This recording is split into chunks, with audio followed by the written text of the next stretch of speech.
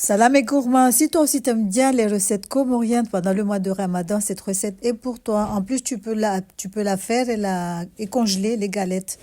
Comme ça, tu les sors au fur et à mesure. Quand tu en as besoin, tu sors un, tu le laisses décongeler tout seul à l'air libre et après, tu vas le chauffer vite fait au micro-ondes.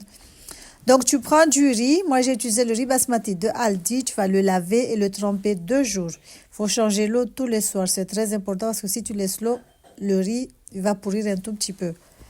Donc, il ne va pas sentir bon et tu auras des galettes un peu gâtées, pourries. Donc, voilà. Le lendemain, tu laves, tu égouttes et tu vas le mixer avec du lait de coco. Moi, pour 500 grammes de riz, j'ai mis 900 millilitres de lait de coco. Donc, voilà. Tu mixes. Il faut bien mixer pour pas qu'il y ait des grumeaux. Là, j'avais commencé à mettre le lait de coco et j'ai vu qu'il y avait, il y avait des compacts, c'était de gros blocs. J'étais obligée de l'enlever, de découper et de bien le mélanger. Donc voilà, tu vas mixer le tout. Moi, mon robot, j'ai mixé 2 minutes, 2 minutes 30 à peu près. Donc la pâte doit être très très lisse, sans grumeaux. Vous faites très attention. Et comme je vous dis tout le temps, tous les galettes comoriennes nécessitent un robot vraiment costaud, parce que pour mixer le riz, il faut qu'il soit bien fluide, sans grumeaux. Il faut le mixer longtemps. Donc le robot doit être costaud pour supporter tout ça. Donc après avoir mixé, tu vas le transvaser dans une casserole, dans un saladier. Tu vas encore le laisser jusqu'au lendemain. Moi, je fonctionne comme ça, mais j'ai vu qu'il y a des gens qui le laissent reposer 8 heures à 10 heures. Mais moi, je le laisse toujours jusqu'au lendemain. Donc, voilà. Vous voyez, là, il est très lisse, il n'y a pas de grumeaux. Donc, je vais la transvaser dans une casserole. Après, comme je vous ai dit, moi, je laisse jusqu'au lendemain. Je couvre et je laisse jusqu'au lendemain. Comme ça, tu auras des galettes bien. Bon. Donc, regardez, la pâte n'est pas épaisse. Elle ne doit pas être épaisse parce que les lihoho, pour que la formation de trous se forme, la pâte doit être un tout petit peu entre fluide et épaisse. Donc, voilà. Le lendemain, normalement, il y a de l'eau qui stagne le dessus, mais c'est pas obligatoire, mais la plupart du temps, c'est ça. C'est ce qui prouve que la pâte est bien reposée et bien bon.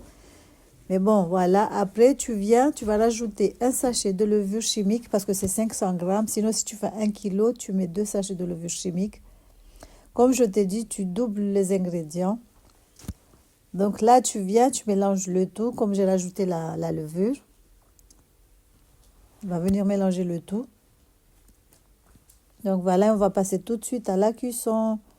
Et pour la cuisson, il faut prendre une poêle qui ne colle pas, de préférence.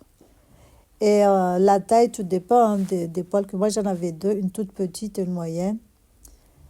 Donc normalement, quand les trous se forment dessus, c'est que la pâte elle est bonne. Mais si les trous ne se forment pas, c'est que tu as raté le mixage. Donc voilà, après tu saupoudres d'eau salée. Moi j'ai mis de l'eau, je mets beaucoup de sel parce qu'il faut saupoudrer. Donc voilà. Quand les trous commencent à se former, tu peux couvrir pour que tout soit sèche. Les lihoho se cuit d'un seul côté. Donc voilà. Regardez ce que ça donne, machallah. Les trous sont bien formés et tout. Donc pour 500 grammes, j'ai eu une dizaine. Si je ne dis pas de bêtises, une dizaine.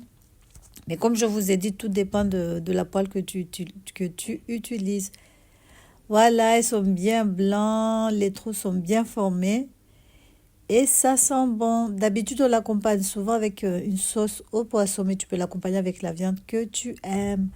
Voilà. J'espère que cette recette t'aura plu. N'hésite pas à liker, partager. Je te dis à la prochaine. Tchuss.